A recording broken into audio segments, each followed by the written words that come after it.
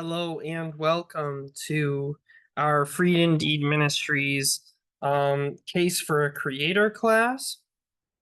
I am really excited to be in part 2 of our series on the Big Bang, and I am just going to open us up with a word of prayer. Usually I pray before I start, but I forgot to do so because I have been dealing with a little bit of an injury. So forgive me if I'm a little bit brain foggy today as well. Heavenly Father, thank you for this time. Thank you for bringing people here to watch this video. I pray for everyone who watches this video and for myself presenting it. I pray that you would give me the words to speak and give all of us hearts and ears to understand that which um, is being said. And I pray that you would help us to imbibe all truth, refute all error, and draw closer to you in genuine relationship with you, who created us. In Jesus Christ's name, amen.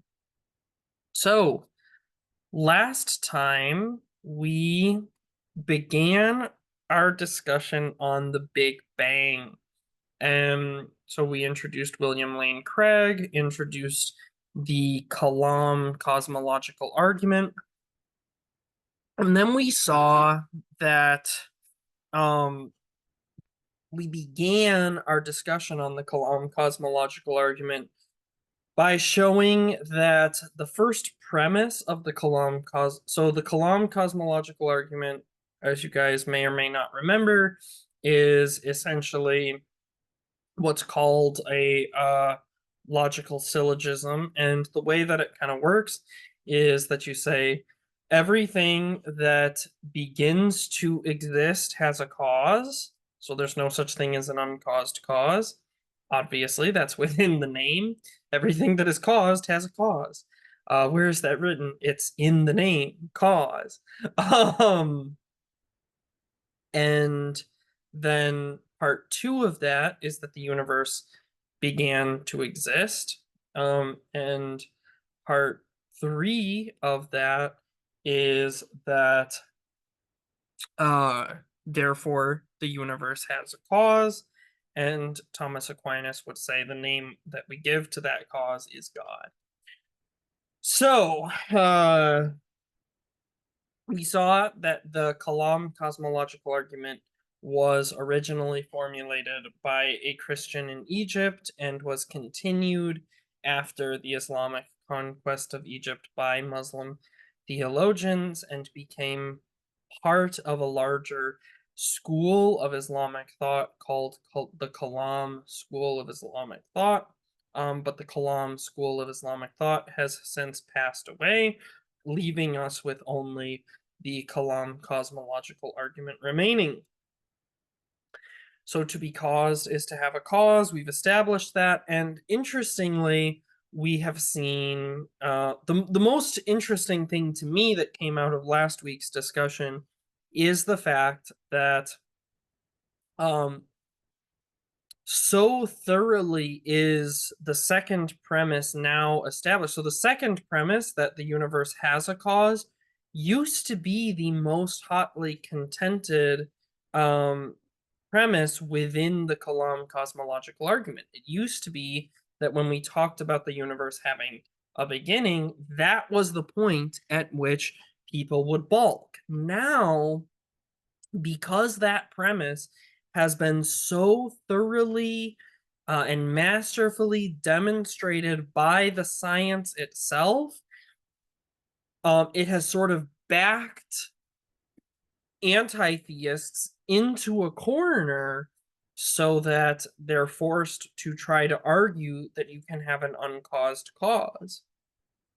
And as we saw last week, that means they're basically arguing from rank absurdity. But what's awesome about that is it really shows that we are winning, that theistic arguments are winning, because we've already so thoroughly established at least one essential premise that we are basically we've got our opponents, so to speak, backed into a wall to where they're having to argue for absurd premises. So this is a huge victory, and we don't want to ignore that victory. And that victory has come because of the Big Bang Theory and the success of the Big Bang Theory.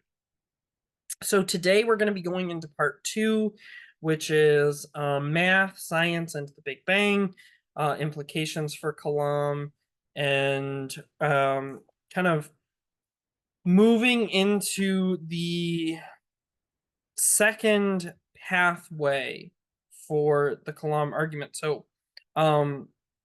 we saw that there's a scientific pathway. Now we're looking at the second part of the argument.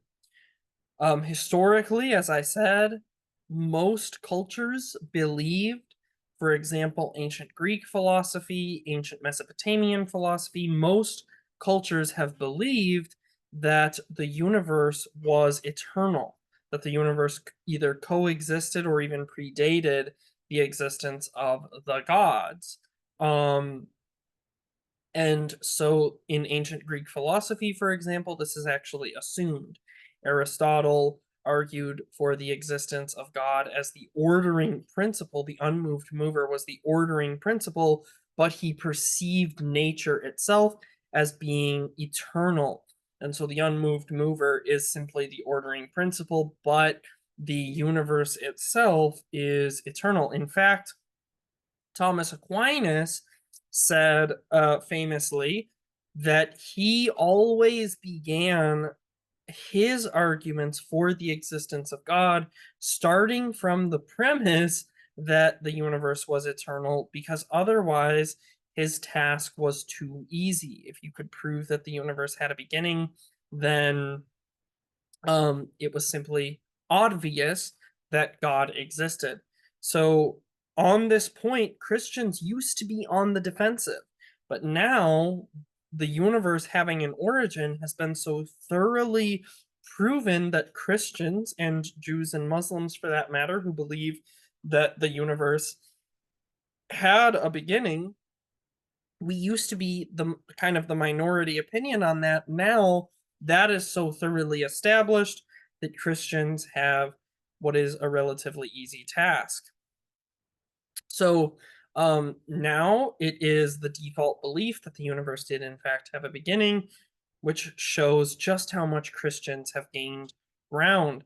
And there's two pathways, the pathway of math and the pathway of science. So let's begin with the mathematical pathway. So on page 125, we read the pathway of mathematics. The early Christian and Muslim scholars, Craig explained, used mathematical reasoning to demonstrate that it was impossible to have an infinite past. Their conclusion, therefore, was that the universe's age must be finite and that it must have had a beginning. They pointed out that absurdities would result if you had to have an actually infinite number of things. Since an infinite past would involve an actually infinite number of events, then the past simply cannot be infinite.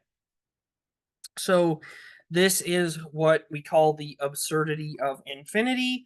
William Lane Craig uses the example of marbles. Hold on one second. Here, sorry about that. So William Lane Craig uses the example of marbles to demonstrate the absurdity of infinity. So let's say that I have an infinite number of marbles.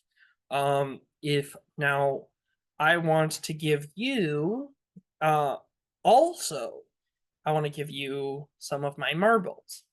Well, if I give you every single even numbered marble, and I keep only the odd numbered marble because I'm such an odd person,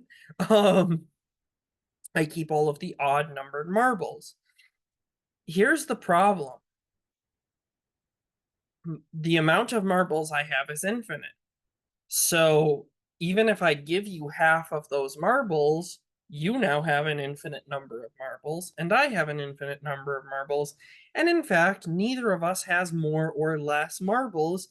And if you decide that you don't want that many marbles and you try to give me all of the even numbered marbles that you now possess, I still have infinite marbles and you still have infinite marbles. And in fact, you have the same number of marbles you possessed before you started giving me marbles, and I have the same number of marbles I possessed before I started giving you marbles. So as you can see, this is absurd. Infinity is a concept that exists in our mind, but it doesn't actually work when we try to apply it in the real world. So that's what's called the absurdity of infinity. In addition to that, you have the impossibility of transversing the infinite. So on page 126,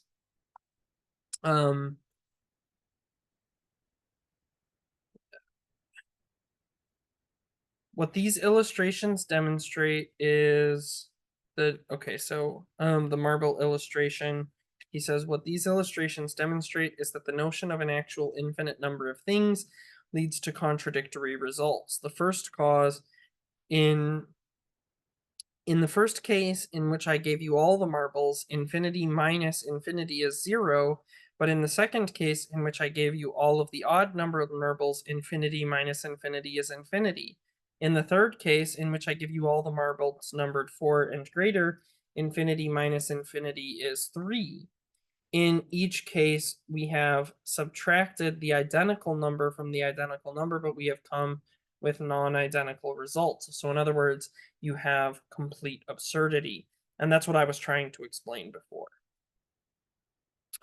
So now here's so I apologize.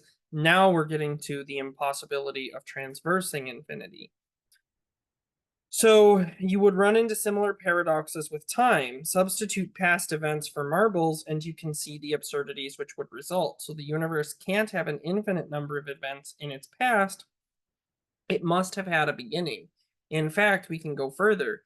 Even if you could have an actual infinite number of things, you couldn't form such a collection by adding one to another, because no matter how many you add, you would always have to add one more before you got to infinity. This is something called the impossibility of transversing the infinite. But if the past really were infinite, then that would mean that we have managed to transverse an infinite past to arrive at this moment right now. It would be as if someone managed to count down all the negative numbers and arrive at 0 at the present moment. Such a task is intuitively nonsensical. For that reason as well, we can conclude that there must have been a beginning to the universe. So this is the mathematical argument. And the point is that you would never reach infinity. So if right now, if you think of this present moment in which I am talking to you as moment 0, then you could never count back all the way to the infinite, because there would always have to be one additional in order to reach the infinite. So you could never reach or count to infinity. You could never sequence to infinity is the point, which means that an infinite number of events is not possible. You can have an infinite future. That is possible, because all that would mean is that there's no cutoff point. So, but that still means you had a beginning point. So for example, let's say that I was born in 1987, and I wasn't born in 1987. I was born in a different year, but let's say for the sake of argument that you have a person born in 1987. And let's say for the sake of argument that that person cannot die. That person, for whatever reason, is immortal. In the year 2087, they will be 100 years old. In the year 2187, they will be 200 years old. in the year 4,087,000,087, they will be 4,000,000,000 and 1987. I'll make it easy on myself. They will be exactly 4 billion years old. And so in ad infinitum, right? No matter how long you go, they will always be that age. If they were born in 1994, you can do the same exact thing. Um, so but they will always have had an origin point. And that origin point, they will always have had a beginning to their existence. So it would never be transversing the infinite to get back to them. They would simply be always moving forward, if that makes sense. So one of those two things is not logically impossible, but one of them is logically impossible. So now here's an objection that comes up, which is, but isn't the Christian contention that God had no beginning, so therefore would God not be infinitely old? And the answer to that is no, because God created time, space, and matter. So since God created time, space, and matter all at the same time, there was no time before God created time. In fact, time theoretically doesn't really exist. What I mean by that is that time is the result of the interaction of matter um, with matter. It's not something that physically exists. You can't transverse through time, so to speak. So, um, So before creation, there was no time that human beings could transverse. And there was no time that God was transversing. So God was not, God did not spend an eternity alone in the Trinity by himself. Rather God um existed and then created time, and time began to exist at that point. So before creation, there was no time to transverse. Now, if you want to blow your mind, you can contemplate the timelessness of God.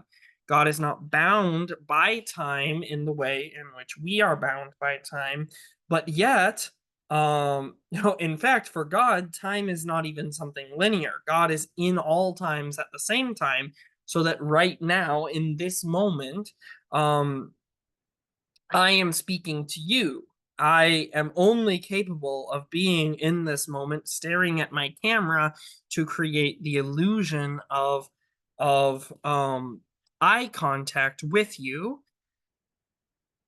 And I also have memories of times in which I was sitting with my wife, and I will, after we conclude this, be in fact sitting with my wife again between tasks and this. However, this does not mean that I am in all those places. I am only capable of being in this one place at this one time. That is what it means to be a time-bound being. And so for me, time is linear. I have lived in the year 1994 AD. I have lived in the year 1999 AD. And I currently live in the year, what year is it? 2024 AD. But I can never be in 1999 again, and I cannot be currently in 1999. I can only be in 2024. So for me, time is linear, but that's not the way God experiences time. God experiences something called Kairos time. So what I just described is what's called Chronos time. It's where we get the word chronology in time being linear. What God experiences is he experiences Kairos time. In other words, he experiences time as one single entity.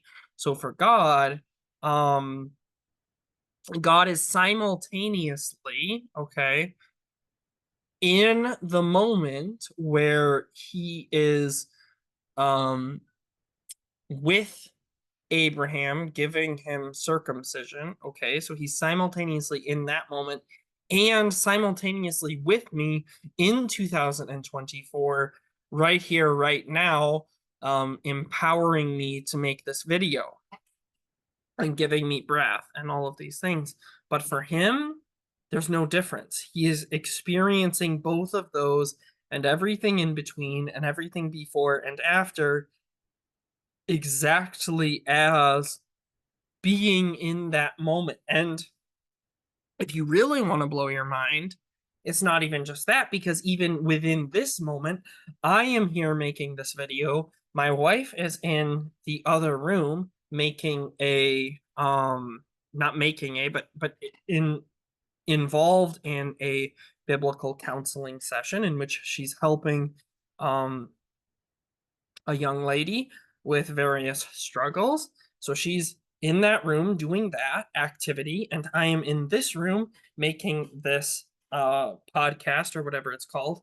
And yet God is in both of those places, filling each of us with his spirit and 100% present with both of us, and 100% present with you as you watch this, and 100% present with Cheryl's counselee as she experiences counseling. So not only is God present in all moments, but he's present in all experiences of those moments and is perfectly present in each and every aspect of that. And that is something that is completely unique to God. Now, trying to understand that breaks our brains, because that is not the way in which we experience the universe or in which we experience time. So, um, some people will say, well, that's impossible. It couldn't be that way. And my response to that is, okay, so tell me what it's like to be a bat. A bat experiences the world in a completely different way than you experience the world. And you cannot step into that existence, because even if you say, okay, let's say that I die and my spirit enters into a bat and I get to temporarily live as a bat, I get to live a bat life, then I would know what it's like to be a bat. But you wouldn't, though. You would know what it was like to be a human consciousness inside of a bat body, experiencing the world the way in which a bat would experience the world, but with a human consciousness. You would not know what it's like to be a bat consciousness experiencing the world as a bat.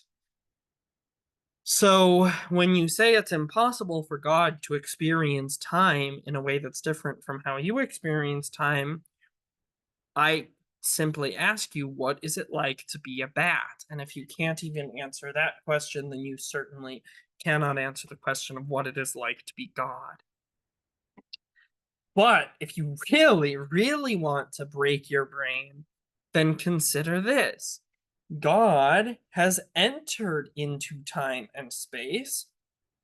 So God, who experiences time in a nonlinear kairos way, entered into time in the person and work of our Lord Jesus Christ. Um, and so that is a completely separate discussion. But I will give you a hint as to how the Orthodox Church interprets that reality, by a phrase we use in the liturgy, which is, you who without change um, became man.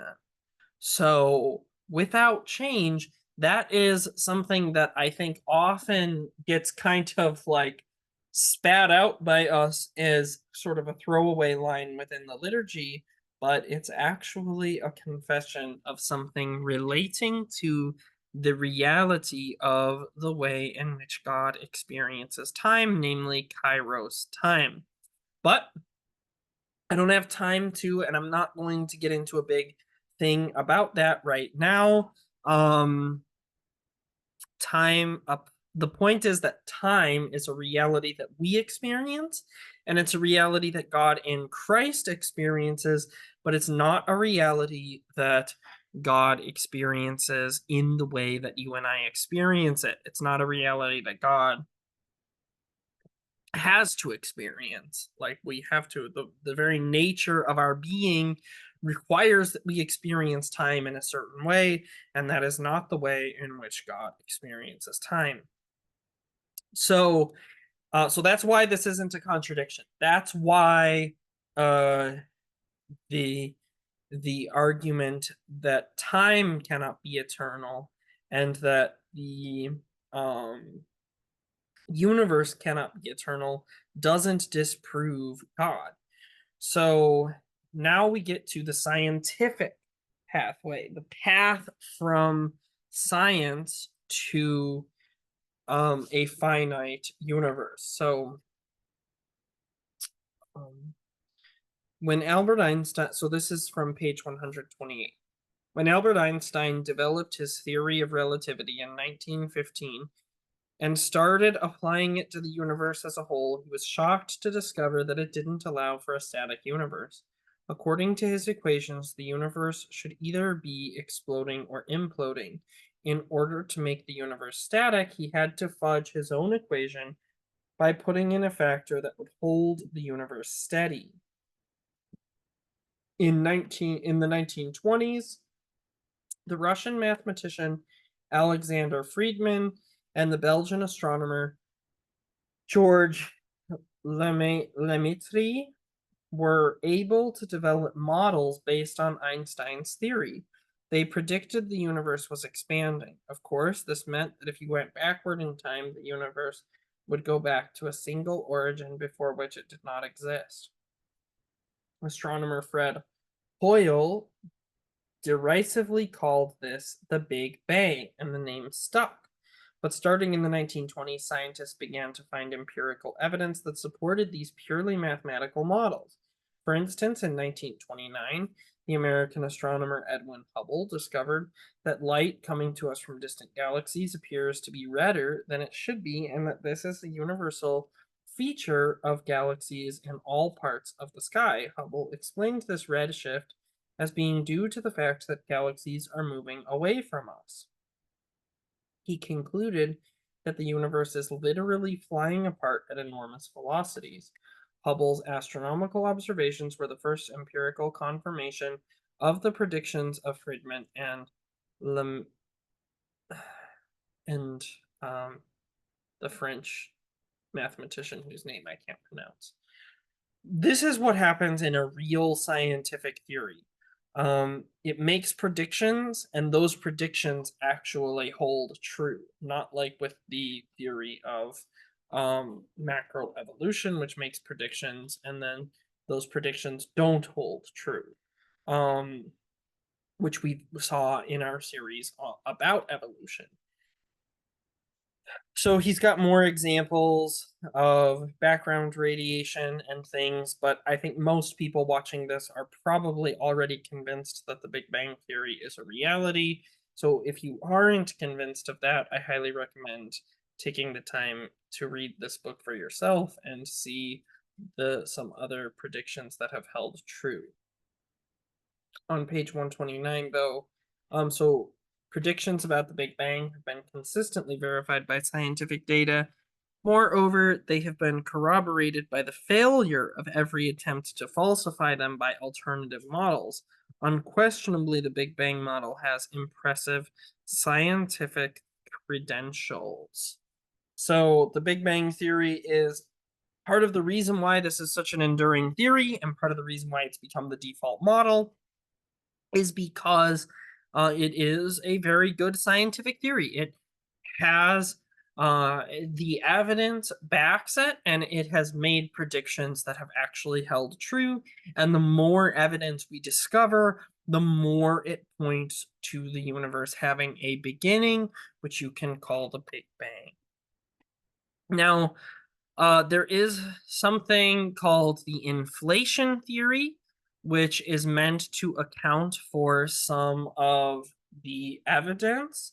The inflation theory basically asserts that very early on, there was this super fast expansion, which was then slowed to the gradual expansion that we see today, which some people try to say removes the need for a creator. So there's a couple problems with this. On page 130, we read, yes, inflation theory is a wrinkle that most theorists would add. And then personally, though, I think the reasons for this are a bit suspect.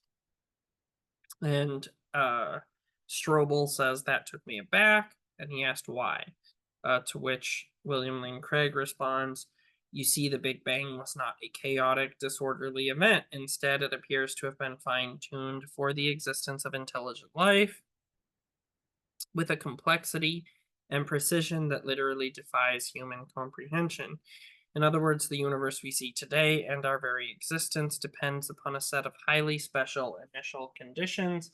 This phenomena is a strong evidence that the Big Bang was not an accident, but that it was in fact designed. Theorists who are uncomfortable about this want to avoid the problem by trying to explain how they can get a universe like ours without these special initial conditions. Inflation is one attempt to do this. So in other words, the universe appears to be fine-tuned. And this would seem to be evidence of design, that the universe was designed to be fine-tuned for the existence of life. So to avoid this, there's this theory of what's called inflation, where you have this super fast inflation followed by gradual expansion that we see today. But William Lane Craig continues. Inflation itself has been plagued with problems. There are probably 50 different inflationary models. Nobody knows which, if any, is correct. There isn't even any empirical test that proves inflation occurred. So even though most theorists accept inflation today, I'm rather suspect of the whole thing because it appears to be motivated by a philosophical bias. So there are lots of problems with this inflation model of the Big Bang, but the biggest problem is that it's not really motivated by the evidence. It's an attempt to explain evidence away rather than account for it within the theory. So remember what we said a few weeks ago. Science should be about taking all the evidence and then trying to figure out what the best explanation is. That's how philosophy should be done. That's how science should be done. Inflation is an attempt to try to say that not all the evidence needs to be taken in. But there's a more important fact that I think should be noted, and that is that even if you try to have this inflation model, it really doesn't matter because it still ends up at the same place. With whether you have inflation or not, there was clearly a beginning, and thus we still end up with the need for a creator to account for creation.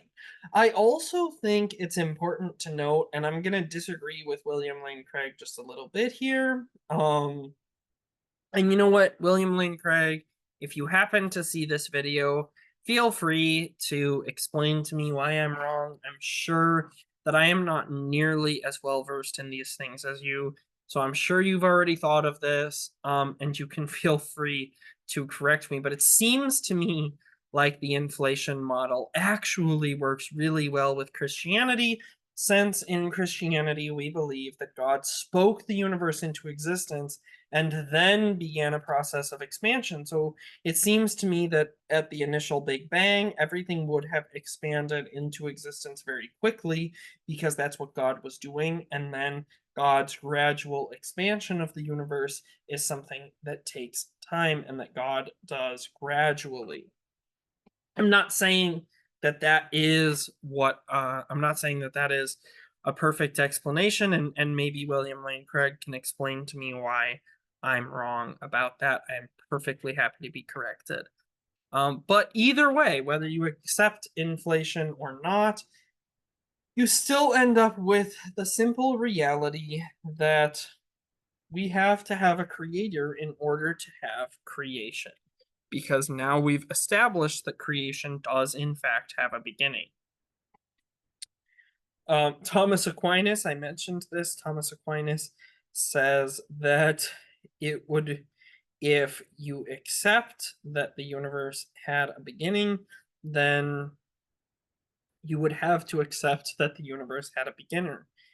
In arguing for the existence of God, Christian philosopher Thomas Aquinas always presupposed Aristotle's view that the universe is eternal. On the basis of that difficult assumption, he would then seek to prove that God does in fact exist. The reason why he took this approach is because, according to Thomas Aquinas, if he began with the premise that the universe had a beginning, his task would be far too easy. Obviously, if there was a beginning, then something had to bring the universe into existence. So, our task has gotten a whole lot easier because the thing is, we now know that the universe had a beginning.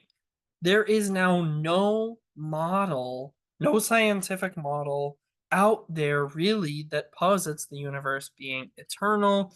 There are some objections, and we'll get into some of those and why they don't work. But the main, I shouldn't say there's none, but the main, most broadly accepted model scientifically is that the universe does in fact have a beginning. So this is an example where skepticism kills real science. When you aren't willing to look at all the evidence, that is no longer science. When you aren't willing to follow the evidence where it leads, that is no longer science. So when we have these people who, because of their skepticism, they don't want to let us ask the question of what began the universe. Now that we know the universe had a beginning, what brought that beginning about? And they say, well, it just happened. That is shooting down inquiry. That is um when you're not allowed to ask why anymore, that's when you're shutting down scientific inquiry. And so in this case, it is actually skepticism that is killing our ability to do real science. But the reason why they do that is because when we ask why, we point towards God. On page 132, William Lane Craig says, but although logic dictates that a cause sparked the Big Bang, I wondered how much, or sorry, not William Lane, Lee Strobel says, but although logic dictates that a cause sparked the Big Bang, I wondered how much logic can also tell us about its identity. What specifically can you deduce about this cause? I asked Craig. There are several qualities that we can identify. A cause of space and time must be uncaused, beginningless, timeless, spaceless, immaterial, and personal, and endowed with freedom of will and enormous power. That is the core concept of God. Okay, so hold on. We've just shown that the universe being uncaused is logically inconsistent. So how can God be uncaused? Isn't that logically inconsistent? Isn't that an example of special pleading? David Hume actually makes this argument. In fact, David Hume based his entire atheism on this very argument that that if Christians want to say that the universe being uncaused is inconsistent, then how can God be uncaused and that not be inconsistent? Well, the answer is, ironically, that actually this is the only way to prevent an infinite regress. This is the only way to be totally consistent. So William Lane Craig responds to this David Hume argument by saying, well, that just misses the point. Obviously, they're not dealing with the first premise, of the Kalam argument, which is not that everything has a cause, but rather that whatever begins to exist has a cause. I don't know of any reputable philosopher who would say that everything has a cause. So they're simply not dealing with the correct formulation of the Kalam argument. And this is also not special pleading in the case of God. After all, atheists have long maintained that the universe doesn't need a cause because it is eternal. So, how can they maintain that the universe can be eternal and uncaused, and yet God cannot be timeless and uncaused? So, this is the only way to prevent an infinite regress, and it is consistent because only that which has a beginning needs to have a beginner, and only that which begins has a beginning. So, if we posit that God is eternal, then there is no logical inconsistency here. This does bring up another problem, though, which is why there can't be multiple gods. Instead of one god, William Lane Craig argues that Occam's razor is a good argument against what's called polytheism. Um, but I would actually go a step further and point out that most actual mythologies involve a most high god figure. And this most high god figure is usually overthrown within the mythology and replaced by a pantheon of gods. But if you look at the mythology, it's usually that most high god who actually created all the universe. If there is a creator god, obviously, like in the Greek system, the universe is eternal. In other systems, the universe is eternal. But in systems that do involve creation, there's usually a sense that this most high God created the universe, but created it in such a way that it's chaotic. And then the pantheon of gods, who are created by this sort of father of the gods, show up and bring order to the already created universe. And then they overthrow this most high God. And that is if you actually look at the way scripture argues that these ancient myths are correct, that there really is a most high god, and that that most high god was never overthrown, but that the demonic entities that are being worshipped by the nations have sort of created this propaganda that they've overthrown the most high god, but in fact he is still on his throne. That's the way the Old Testament actually argues. And that is the way that. So, my point in bringing up ancient mythologies is that I don't actually believe that we have to reject the concept that there are real entities that the nations have been worshiping. What we need to reject is that those beings are worthy of worship. Um, in other words, false gods exist. There are many gods, but there is only one creator God, and that is the eternal God who is who has come and been incarnate in Christ Jesus. Even most mythologies actually bear this concept of one creator God out. Again, there are lots of mythologies in which, like I said before, the Greek and the Babylonian mythologies see the universe as eternal, but they still see there being this most high God who, in some sense, created the universe, albeit created it in some way that was eternal. So he like eternally created the eternal universe, and then the gods have overthrown him, and the universe just kind of keeps going like a well-tuned clock. If you want to understand this better, see my Arise, O God series. But I would argue that this isn't really an argument against Kalam, because even if Kalam could be used to argue for pagan mythologies, that Kalam is just part of the picture. So if you are a neo-pagan and you believe that Odin created the universe and you worship Thor and all of this, you can still use the Kalam argument against, say, an atheist who believes that there is no that there are no gods. You can still use that argument. The Kalam argument still is an argument that you can validly use. So, because here's the thing, the Kalam argument by itself isn't intended to give you the whole picture of Christianity. It's just intended to argue for the first cause. Same with Aristotle's unmoved mover. Aristotle's unmoved mover isn't intended to be an argument that tells you who the unmoved mover is. It's merely an argument that there is, in fact, an unmoved mover. Um, we don't need one argument to prove everything that there is to prove. You can still have more questions and still have more things for us to work through. That's fine.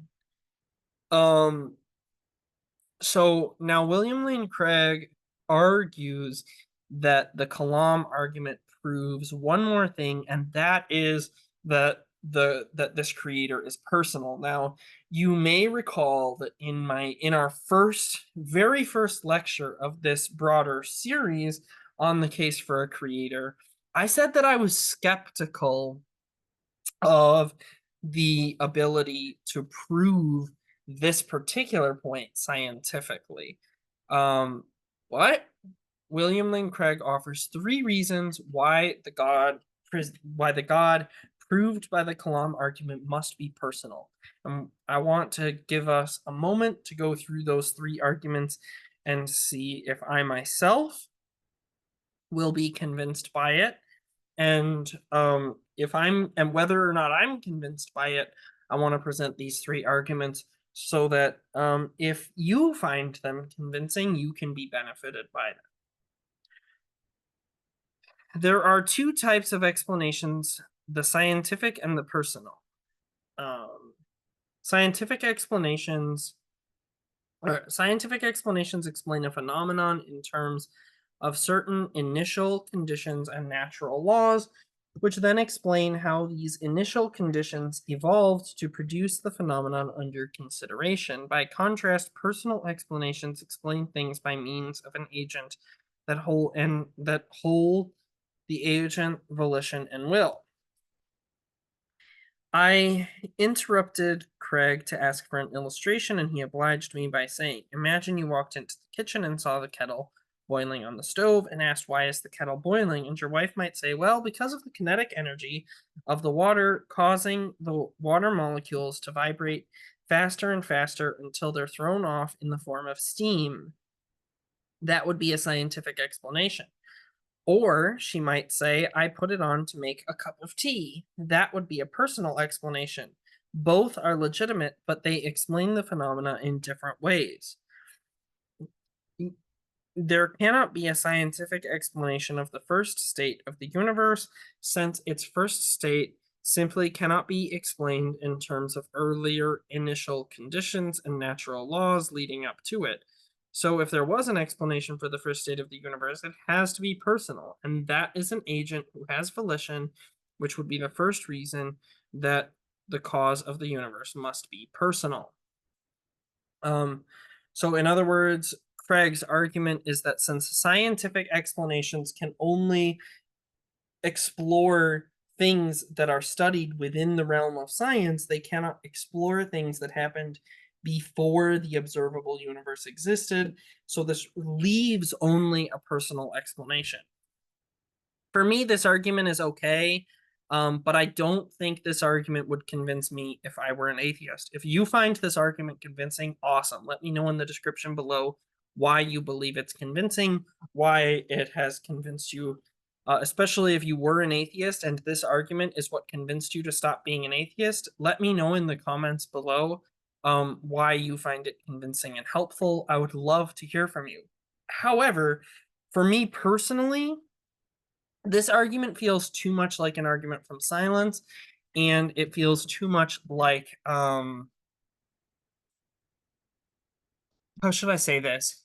It feels like if I wasn't already convinced that there is a creator, I wouldn't be convinced by this argument alone. This argument just doesn't seem to me very strong. Like, okay, so there are two ways of explaining a phenomenon, and one of those ways is personal, but just because you can explain something personally or scientifically doesn't rule out the possibility that there's some other way of explaining it that we simply don't know. So the second reason is much stronger in my opinion. He says the second reason is because the cause of the universe transcends time and space. Therefore, it cannot be a physical reality. Instead, it must be non-physical or immaterial. Well, there are only two types of things that can be timeless and immaterial. One would be abstract objects like numbers or mathematical entities. However, abstract objects can't cause anything to happen. The second kind of immaterial reality would be a mind. A mind can be a cause, and so it makes sense that the universe is a product of an unembodied mind that brought it into existence. This is a very good argument to me because a mind is inherently personal. My mind is something inherently personal. So if I'm programming something into a computer, my mind is bringing this to pass. This is a personal action. Um, Minds are personal entities, and therefore this argument makes a lot more sense and is a lot stronger. They both make sense, but this argument seems much stronger. Um, since a mind is the only kind of immaterial thing that can actually cause things to happen, this makes more sense. Whereas, like, numbers are immaterial objects, but numbers can't actually cause anything to happen. They are simply a sort of byproduct of the way in which the universe exists. Like, if I have three pencils, then the fact that there are one pencil, then two pencils, then three pencils causes there to be three pencils. The number three didn't cause there to be three pencils, but the existence of the pencils causes there to be pencils in a certain number. Okay, so then he gives the analogy of ice. He says, finally, let me give you an analogy that will help explain a third reason for why the cause must be personal. Water freezes at 0 degrees centigrade. If the temperature were below 0 degrees from eternity past, then any water that was around would be frozen from eternity past. It would be impossible for the water to begin to freeze at a finite time. In other words, once the sufficient conditions were met, that is, the temperature was low enough, then the consequence would be that the water would automatically freeze. So if the universe were just a mechanical consequence, what would occur whenever sufficient conditions were met, and the sufficient conditions were met eternally, then it would exist from eternity past. The effect would be co-eternal with the cause. How do you explain then the origin of a finite universe from a timeless cause? I can only think of one explanation, that the cause of the universe is a personal agent who has freedom of will, and thus he can create a new effect without antecedent determining conditions. He could decide to say, let there be light, and the universe would spring into existence. I've never seen a good response to this argument on the part of any atheist. Putting the issue a bit simpler, Edmund Whittaker made a similar observation in his book, The Beginning and End of the World. He said there are no grounds for supposing that matter and energy existed before and was suddenly galvanized into action. For what could distinguish that moment from all other moments in eternity? It is simpler to postulate creation ex nihilo, or creation out of nothing. So, creation requires some agency on the part of the creator. This is another very good argument. In my estimation, this argument makes a lot of sense. In order for something to have changed, if the conditions were already met for nothing to happen, and then something happened. So if the conditions for water to be in the form of ice were already met, then the water has to have an external change come upon it in order to become water and stop being ice. And this external change has to be something with a will, because once the universe reached that temperature, something had to cause it to then stop being in that temperature. And that something couldn't be something within nature, since nothing within nature was changing at that time. What distinguishes that moment from another moment if not a will? Okay, so it's so creation ex nihilo is really the only explanation that makes any sense of the theory of the Big Bang. And the most important thing that I want us to know is that Jesus of Nazareth has shown us that the God who created the universe is active, alive, and has come and become incarnate in us. He has lived a human life, died a human death, and resurrected to give us eternal life.